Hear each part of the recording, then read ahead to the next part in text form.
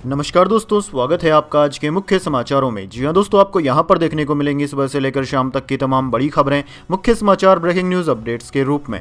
तो चलिए दोस्तों, जान लेते हैं आज की पहली बड़ी खबर।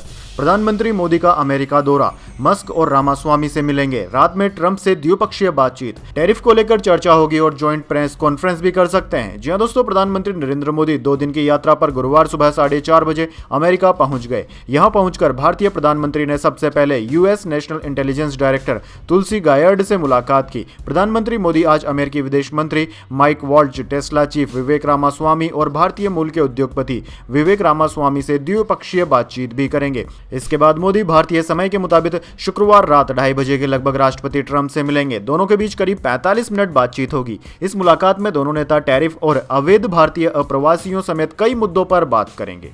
चलिए दोस्तों, जान लेते हैं अगली खबर।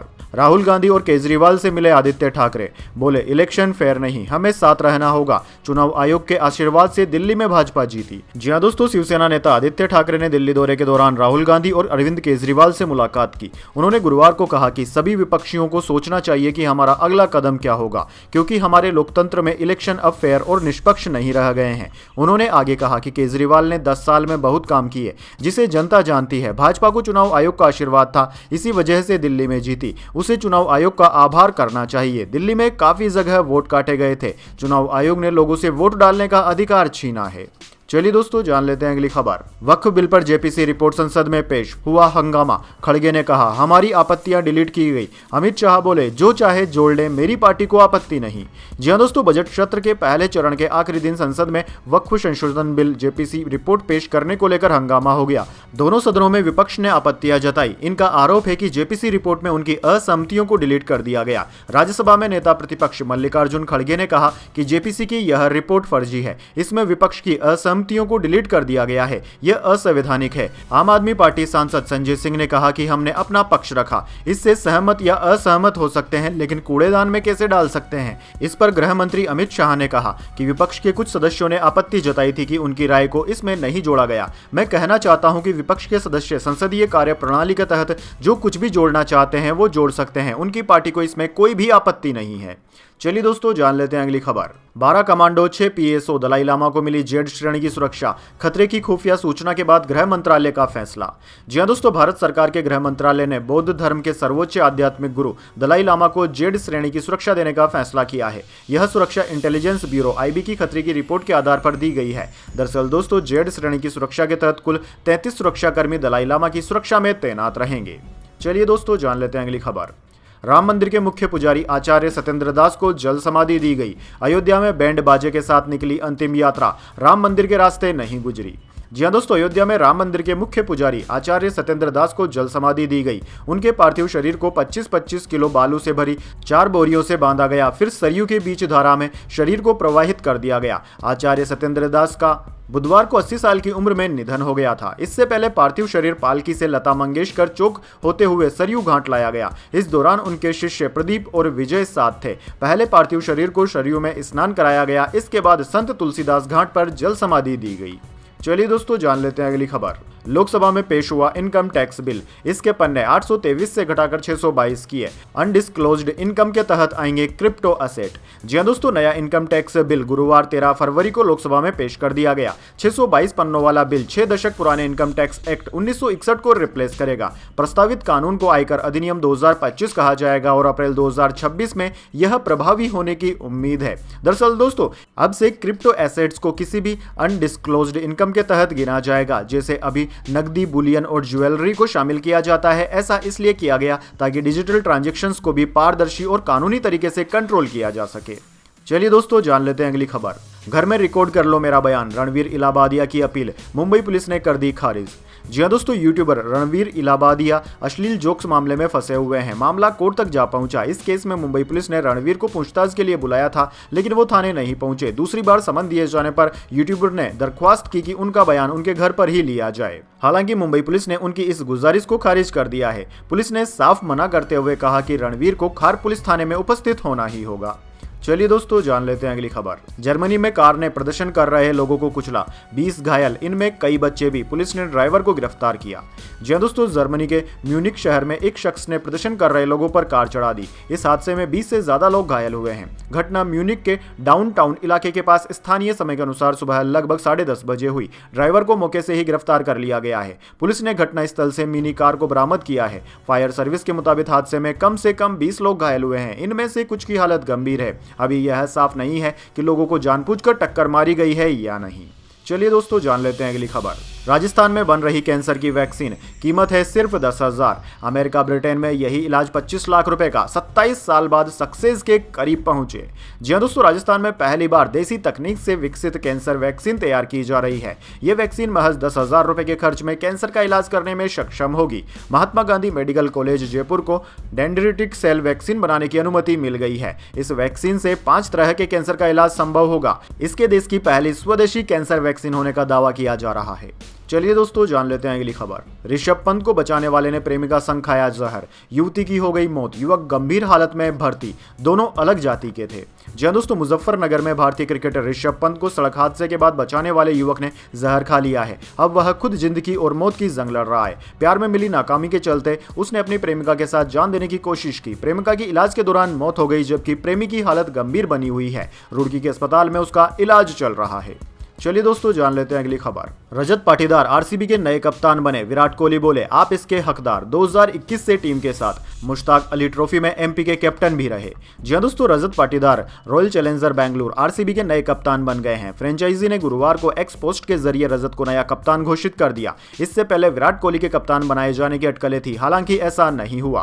फ्रेंचाइजी ने विराट कोहली का एक वीडियो शेयर किया। इसमें विराट ने पाटीदार को कप्तान बनाए जाने पर बधाई दी। उन्होंने कहा कि मैं और टीम के अन्य सदस्य आपके साथ हैं रजत। जिस तरह से आपने इस फ्रेंचाइजी में प्रगति की है और आप जिस तरह से आपने प्रदर्शन किया है, आपने सभी आरसीबी प्रशंसकों के दिल में जगह बनाई है। आप इसके हकदार हैं।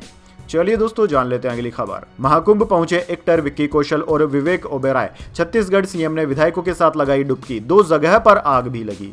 जी दोस्तों, महाकुंभ में 2 जगह पर आग लगी है। पुलिस लाइन कैंप में 2 टेंट कॉटेज पूरी तरह जल गए। दूसरी आग हरिश्चंद्र मार्ग सेक्टर 18 में बाबा त्रिलोचन दास की खाली पड़ी झोपड़ी में लगी। दोनों घटनाओं में कोई जनहानि नहीं हुई है। आज दोस्तों महाकुंभ का 32वां दिन भी था। दोपहर 12 बजे तक 44.76 लाख श्रद्धालुओं ने संगम में डुबकी लगाई। 13 जनवरी से अब तक 49 करोड़ से ज्यादा श्रद्धालु स्नान कर चुके हैं। दोस्तों, आज एक्टर विवेक ओबेरॉय परिवार के साथ महाकुंभ पहुंचे। एक्टर विक्की कौशल भी पहुंचे। बोट से सवारी की। इस दौरान उन्होंने संगम में डुबकी भी लगाई। चलिए दोस्तों जान लेते हैं अगली खबर। ट्रंप ने पुतिन जेलेंस्की से बात की। बोले जंग रोकने के लिए जल्द चर्चा होगी। अमेरिका ने कहा यूक्रेन को नाटो में शामिल नहीं करेंगे। जी हां दोस्तों, अमेरिकी राष्ट्रपति डोनाल्ड ट्रंप ने बुधवार को रूस के राष्ट्रपति व्लादिमीर पुतिन और यूक्रेन के राष्ट्रपति वोलोदिमीर जेलेंस्की से फोन पर जंग खत्म करने को लेकर बातचीत की। ट्रंप की पुतिन से लगभग 1.5 घंटे बातचीत हुई। दोनों नेता एक दूसरे के देशों का दौरा करने पर सहमत हुए हैं। ट्रंप ने मीडिया को बताया कि मेरे और राष्ट्रपति पुतिन की टीमों के बीच में तुरंत बातचीत शुरू करने पर सहमति बनी है। हमारी मुलाकात सऊदी अरब में होगी। ट्रंप ने यूक्रेन में नए सिरे से आम चुनाव की जरूरत बताई है। चलिए दोस्तों जान लेते हैं अगली खबर। एमपी में 3.7 डिग्री तक पहुंचा टेम्परेचर। राजस्थान में गर्मी बढ़ी। जम्मू कश्मीर में कोल्ड वेव। द्रास में पारा -17.5 डिग्री। हिमाचल प्रदेश में बारिश होगी। जी हां दोस्तों, जम्मू कश्मीर में कोल्ड वेव चल रही है। बुधवार को राज्य के कई इलाकों का पारा 0 से नीचे रहा। इनमें Sonamarg -11 degree, Pahalgam -3.1 degree, Gulmarg 7 degree, Dras -17.5 degree और कारगिल 7.3 डिग्री रहा। दोस्तों, पहाड़ी इलाकों में ठंड की वजह से मैदानी इलाकों में सर्दी बढ़ गई है। मध्य प्रदेश में दिन के तापमान में फिर से गिरावट आई। बुधवार को भोपाल, इंदौर, ग्वालियर समेत 11 शहरों में पारा 30 डिग्री के नीचे आ गया। ग्वालियर में 3.7 डिग्री की गिरावट के साथ पारा 27.8 डिग्री दर्ज किया गया। राजस्थान में पिछले 2 से 3 दिनों से कई शहरों में तापमान 30 डिग्री सेल्सियस या उससे ऊपर दर्ज हो रहा है। बुधवार को दिन में सबसे ज्यादा तापमान 32 डिग्री सेल्सियस बाड़मेर में दर्ज हुआ। चलिए दोस्तों जान लेते हैं अगली खबर। आर्ट ऑफ लिविंग का 10वां अंतर्राष्ट्रीय महिला सम्मेलन। राष्ट्रपति द्रौपदी मुर्मू के अलावा देश विदेश की दिग्गज हस्तियां भी शामिल होंगी। जी हां दोस्तों, आर्ट ऑफ लिविंग के 10वें अंतर्राष्ट्रीय महिला सम्मेलन में राष्ट्रपति श्रीमती द्रौपदी मुर्मू सहित राजनीति, व्यापार, कला और समाज सेवा के क्षेत्र की कई प्रभावशाली महिलाएं उपस्थित रहेंगी। दिल्ली में 14 से 16 फरवरी तक आर्ट ऑफ लिविंग द्वारा आयोजित इस ऐतिहासिक सम्मेलन में 60 से अधिक वक्ता और 500 से अधिक प्रतिनिधि भाग लेंगे। दरअसल दोस्तों, पिछले लगभग 2 दशकों में अंतर्राष्ट्रीय महिला सम्मेलन में 115 देशों से 463 प्रतिष्ठित वक्ता और 6000 से अधिक प्रतिनिधि एक साथ एक मंच पर आए हैं। चलिए दोस्तों जान लेते हैं अगली खबर। ये कबूल नहीं, हम अंत तक लड़ेंगे, वक्फ बिल पर भड़का all India Muslim personal law board. जी हां दोस्तों, वक्फ संशोधन बिल पर बनी जेपीसी ने गुरुवार को संसद में अपनी रिपोर्ट पेश की। इस रिपोर्ट पर all India Muslim personal law board ने आपत्ति जताई है। मुस्लिम पर्सनल लॉ बोर्ड ने प्रेस कॉन्फ्रेंस कर कहा कि भारत में अपनी जायदाद पर जितना हक सिखों और हिंदुओं का है उतना ही मुस्लिमों का भी है। All India Muslim personal law board के अध्यक्ष खालिद शेफुल्लाह रहमानी ने कहा कि वक्फ पर मौजूदा कानून भारतीय संविधान के अंतर्गत ही आता है, यह धर्मों की स्वतंत्रता के कानून के अंतर्गत ही आता है। साथ ही दोस्तों, all India Muslim personal law board ने कहा है कि वह इस कानून को नहीं मानेंगे, वे कबूल नहीं करेंगे और अंत तक लड़ाई लड़ेंगे। चलिए दोस्तों जान लेते हैं इसके बाद अगली बड़ी खबर, लेकिन उससे पहले मेरी आपसे एक छोटी सी रिक्वेस्ट है। अगर दोस्तों आपको अभी तक हमारी न्यूज़ पसंद आई है तो इसे एक छोटा सा लाइक जरूर दे दीजिए, और अगर आपको पसंद नहीं आई है तो बेशक आप डिसलाइक भी कर सकते हैं, लेकिन दोस्तों लाइक और डिसलाइक जरूर कीजिए, क्योंकि दोस्तों यही हमारी मेहनत का फल होता है और इसी से हमें पता चलता है कि आपको हमारी वीडियोस पसंद आ रही है या नहीं। तो चलिए दोस्तों जान लेते हैं अगली बड़ी खबर। सेंसेक्स 32 अंक गिरकर 76,138 के स्तर पर बंद हुआ। निफ्टी भी 13 अंक गिरा। आईटी सेक्टर में सबसे ज्यादा बिकवाली रही। जी हां दोस्तों, आज सेंसेक्स 32 अंक की गिरावट के साथ 76,138 के स्तर पर बंद हुआ। निफ्टी में भी आज 13 अंकों की गिरावट रही। ये आज 23,031 के स्तर पर बंद हुआ। आज दोस्तों सेंसेक्स के 30 शेयरों में से 15 में गिरावट और 15 में ही तेजी रही, जबकि निफ्टी 50 के शेयरों में से 27 में गिरावट और 23 में तेजी रही। दोस्तों आज एनएसई सेक्टोरल इंडेक्स के आईटी सेक्टर में सबसे ज्यादा 1% की गिरावट देखी गई। चलिए दोस्तों जान लेते हैं अगली खबर। सोना 903 रुपए बढ़कर 85,748 पर पहुंचा। 1 किलो चांदी 1360 रुपए महंगी होकर 95,549 रुपए प्रति किलोग्राम पर बिक रही। जी हां दोस्तों, सोने और चांदी के दामों में आज बढ़त देखने को मिली। Indian bullion and jewellers association यानी कि IBJ के अनुसार 10 ग्राम 24 कैरेट सोने का दाम 903 रुपए बढ़कर 85,748 रुपए प्रति 10 ग्राम पर पहुंच गया। इसी के साथ 22 कैरेट सोना 78,545 रुपए और 18 कैरेट सोना 64,311 रुपए प्रति 10 ग्राम पर पहुंच गया है। वहीं दोस्तों दूसरी ओर चांदी की बात करें तो 1 किलो चांदी की कीमत 1360 रुपए बढ़कर 95,549 रुपए प्रति किलोग्राम पर पहुंच गई है। चलिए दोस्तों जान लेते हैं अगली खबर। इंडियाज गोट लेटेंट विवाद पर समय रैना को दूसरा समन। यूएस में है यूट्यूबर, पेश होने के लिए अधिक समय की मांग की। जी हां दोस्तों, इंडियाज गोट लेटेंट शो में पेरेंट्स पर भद्दे कमेंट के मामले में महाराष्ट्र साइबर सेल ने यूट्यूबर समय रैना को इस हफ्ते में दूसरी बार समन भेजा है। साथ ही साइबर सेल ने समय को सोमवार 17 फरवरी को जांच अधिकारी के सामने पेश होने के लिए भी कहा है। बुधवार को समय रैना के वकील ने साइबर सेल को बताया था कि समय रैना इस वक्त अमेरिका में है और 17 मार्च को लौटेंगे। साथ ही उन्होंने समन का जवाब देने के लिए अधिक समय की भी मांग की है, जिसे पुलिस ने अभी तक तो नकार दिया है। चलिए दोस्तों जान लेते हैं अगली खबर। दिल्ली में आरएसएस दफ्तर, केशव कुंज की नई इमारत, 150 करोड़ लागत, 3.75 एकड़ में 12 मंजिला, 3 टावरों में 300 कैमरे, लाइब्रेरी, अस्पताल भी। जी हां दोस्तों, राष्ट्रीय स्वयंसेवक संघ आरएसएस के दिल्ली कार्यालय केशव कुंज की नई बिल्डिंग बनकर तैयार हो गई है। संघ 1962 से यहां काम कर रहा है। नया कंस्ट्रक्शन 2018 में शुरू हुआ था, जो 8 साल बाद पूरा होने को है। दरअसल दोस्तों गुजरात के आर्किटेक्ट अनूप दवे ने इसे डिजाइन किया है। बिल्डिंग को मॉडर्न और ओल्ड दोनों की तरह लुक दिया गया है। 3.75 एकड़ में फैले 150 करोड़ की लागत से बनाए गए नए दफ्तर में 12 मंजिला वाले 3 टावर साधना, प्रेरणा और अर्चना है। इनमें 300 कमरे और ऑफिस है। दावा है कि यह रकम 75,000 लोगों ने दान की थी। चलिए दोस्तों जान लेते हैं अगली खबर। जकरबर्ग बोले, पाकिस्तान में मुझे मौत की सजा होने वाली थी, इस निंदा का आरोप था। फेसबुक यूजर की पोस्ट से छिड़ा था विवाद। जी हां दोस्तों, फेसबुक के को फाउंडर मार्क जुकरबर्ग ने एक इंटरव्यू में बताया कि एक बार उन्हें पाकिस्तान में मौत की सजा सुनाई जाने वाली थी। मंगलवार को एक इंटरव्यू में जकरबर्ग ने कहा कि किसी यूजर ने फेसबुक पर प्रोफेट मोहम्मद की तस्वीर पोस्ट की थी, जिसे लेकर पाकिस्तान में उनके खिलाफ मुकदमा दायर किया गया था। हालांकि उन्होंने यह नहीं बताया कि यह घटना किस साल हुई थी। इस मामले में पाकिस्तानी सरकार से अपील की गई थी कि वो जुकरबर्ग को इस निंदा के लिए व्यक्तिगत तौर पर जिम्मेदार ठहराएं। जुकरबर्ग का कहना है कि उनका पाकिस्तान जाने का कोई इरादा नहीं था, हालांकि सुरक्षा को लेकर चिंता जरूर थी। चलिए दोस्तों जान लेते हैं अगली खबर। बांग्लादेश में हिंसा से 2024 में 1400 लोगों की मौत, ज्यादातर मौतें सुरक्षा बलों की गोलियों से। प्रदर्शनकारी छात्रों ने नई पार्टी बनाई। जी हां दोस्तों, संयुक्त राष्ट्र यूएन ने बांग्लादेश में पिछले साल सरकार विरोधी छात्र प्रदर्शनों पर की गई कार्रवाई को लेकर बुधवार को एक रिपोर्ट जारी की। यूएन का दावा है कि इस कार्रवाई में 1400 लोगों की हत्या कर दी गई। इनमें ज्यादातर लोगों की मौत के पीछे सुरक्षा बलों की गोलीबारी जिम्मेदार है। रिपोर्ट के मुताबिक बांग्लादेशी सुरक्षा बलों ने आंदोलन को दबाने के लिए बड़े पैमाने पर गोलीबारी, गिरफ्तारियां और प्रताड़ना का सहारा लिया। ये कार्यवाही राजनीतिक नेतृत्व और शीर्ष सुरक्षा अधिकारियों के आदेश पर हुई। यूएन ने इसे मानवता के खिलाफ अपराध करार देते हुए अंतर्राष्ट्रीय जांच की मांग की है।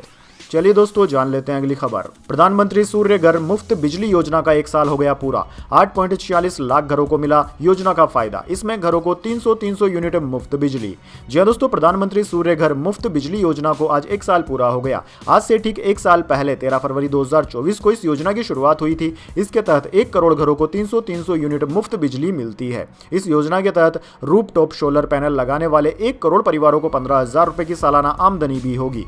सरकार के अनुसार 27 जनवरी 2025 तक 8.46 लाख घरों को इस योजना का फायदा मिल चुका है। चलिए दोस्तों जान लेते हैं अगली खबर। नेतन्याहू की चेतावनी, हमास शनिवार तक बंधकों को रिहा करे, नहीं तो सीज फायर खत्म और जंग शुरू हो जाएगी। सैनिकों को तैयार रहने का आदेश भी दे दिया। जी हां दोस्तों, इजरायली प्रधानमंत्री बेंजामिन नेतन्याहू ने बुधवार को कहा कि अगर हमास शनिवार दोपहर तक हमारे बंधकों को रिहा नहीं करता है तो सीज फायर खत्म हो जाएगा। टाइम्स ऑफ इजराइल के मुताबिक नेतन्याहू ने अपनी सुरक्षा कैबिनेट के साथ 4 घंटे मीटिंग के बाद यह बयान दिया। हालांकि अभी साफ नहीं है कि नेतन्याहू ने सभी बंधकों की रिहाई की बात की है या फिर सिर्फ शनिवार को रिहा होने वाले 3 बंधकों की बात की है। चलिए दोस्तों जान लेते हैं अगली खबर। दिल्ली गवाई, पंजाब की टेंशन, आम आदमी पार्टी मीटिंग की इनसाइड स्टोरी। केजरीवाल की फेस पॉलिटिक्स से तौबा, काम पर फोकस। इसकी 3 वजह है, 4 चुनौतियां भी। जी हां दोस्तों, शराब पॉलिसी से जुड़े भ्रष्टाचार के केस में जमानत पर बाहर आए आम आदमी पार्टी सुप्रीमो अरविंद केजरीवाल ने एक इंटरव्यू में कहा था कि अगर जनता कहती है कि केजरीवाल ईमानदार है तो मुझे वोट देना, वोट देकर दोबारा जिताना तो मैं सीएम की कुर्सी पर बैठूंगा। लेकिन ऐसा नहीं हो पाया क्योंकि केजरीवाल हार गए हैं। ऐसे में वह दोबारा सीएम नहीं बन पाए। अब दोस्तों 8 फरवरी को दिल्ली विधानसभा की 70 सीटों के नतीजे आ गए थे। 10 साल से सत्ता में बैठी आम आदमी पार्टी सिर्फ 22 सीटों पर सिमट गई। 48 सीटें जीतकर बीजेपी ने 27 साल बाद दिल्ली में सरकार बना ली है। अब दोस्तों ठीक 3 दिन बाद 11 फरवरी को अचानक अरविंद केजरीवाल ने पंजाब के 93 विधायकों को मीटिंग के लिए दिल्ली बुला लिया। उनको डर है कि कहीं दिल्ली की हार का असर उनकी पंजाब सरकार पर भी तो नहीं पड़ने वाला है। चलिए दोस्तों जान लेते हैं अगली खबर। निसान और होंडा के बीच नहीं होगी डील। वजह है, होंडा निशान को अपनी सहायक कंपनी बनाना चाहती थी। 5.21 लाख करोड़ का बनना था ग्रुप। जी हां दोस्तों, जापानी ऑटो मेकर निसान और होंडा के बीच होने वाली डील अब नहीं होगी। दोनों कंपनियों ने इसे आगे नहीं बढ़ाने का फैसला किया है। दरअसल दोस्तों पिछले साल 23 दिसंबर को होंडा और निसान ने मर्जर के लिए मेमोरेंडम ऑफ अंडरस्टैंडिंग यानी कि MOU साइन किया था। अगर यह डील होती तो दोनों मिलकर $60 बिलियन, मौजूदा वैल्यू करीब 5.21 लाख करोड़ रुपए वैल्यू का ग्रुप बनता, जो टोयोटा, वोल्क्सवैगन और हुंडई के बाद व्हीकल सेल के मामले में दुनिया का चौथा सबसे बड़ा ग्रुप बन जाता। चलिए दोस्तों जान लेते हैं अगली खबर। मोदी के अमेरिकी दौरे के बीच तुर्की की राष्ट्रपति एर्दोगन पहुंचे पाकिस्तान, कश्मीर पर बोल दिए ये क्या।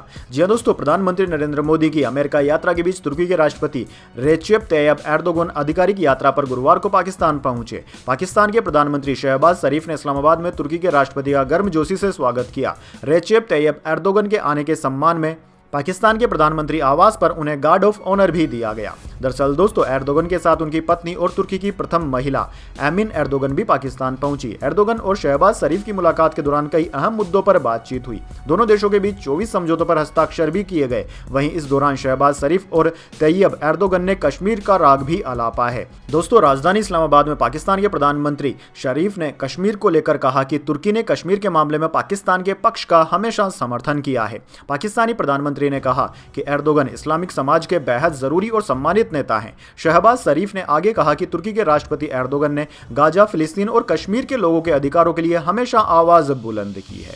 तो दोस्तों यह थी आज की तमाम बड़ी खबरें। इसके बाद दोस्तों बारी आती है आज के माइंड क्विज क्वेश्चन की। जी हां दोस्तों, एक आसान से सवाल का जवाब देकर आप जीत सकते हैं एक सरप्राइज गिफ्ट हमारे यूट्यूब चैनल की ओर से। तो दोस्तों आज का सवाल आपकी स्क्रीन पर आ चुका है। आधुनिक भारत का जनक किस महापुरुष को कहा जाता है। जी हां दोस्तों, अगर आप जानते हैं उस महापुरुष का नाम जिसे कि आधुनिक भारत का जनक कहा जाता है तो जल्दी से उनका नाम कमेंट्स में लिख दीजिए। अगर दोस्तों आपका जवाब होता है एकदम सही और आप चुन जाते हैं लकी विजेता के रूप में तो आपको मिल सकता है एक सरप्राइज गिफ्ट हमारे यूट्यूब चैनल की ओर से। तो दोस्तों जल्दी से अपना उत्तर कमेंट्स में लिख दीजिए, वीडियो को लाइक कर लीजिए और चैनल को सब्सक्राइब कर बेल आइकन भी दबा लीजिए। धन्यवाद। वंदे मातरम। जय हिंद, जय भारत।